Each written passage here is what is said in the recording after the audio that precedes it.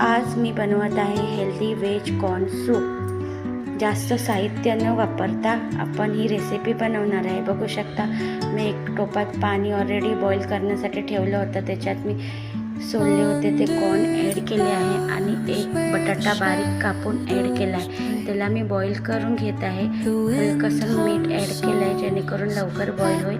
10 मिनटं झाली आहेत बॉईल करून। मी थोडेसे कॉर्न आणि बटाटा काढून घेतला आहे, थंड करण्यासाठी ठेवला आहे। आता मी मिक्सीमध्ये पिसून घेत आहे। बघू शकता थोडंसं पाणी ॲड करता, याच्यामध्ये कॉर्नफ्लॉवर वगैरे मी काय नाही ॲड करत आहे। सूप थिक करण्यासाठी ही पेस्ट आपली रेडी झाली आहे थिक करण्यासाठी। बघू शकता आता मी ॲड करत आहे पेस्ट।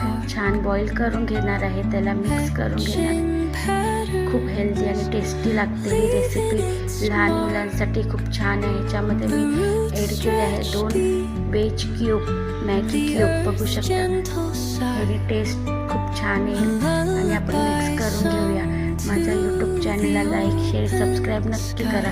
आपण चांगलेसे कढेपर्यंत ह्याला शिजून देऊया सूप। त्याच्यामध्ये मी ॲड करत आहे ब्लॅक पेपर, काळी मिरी पावडर।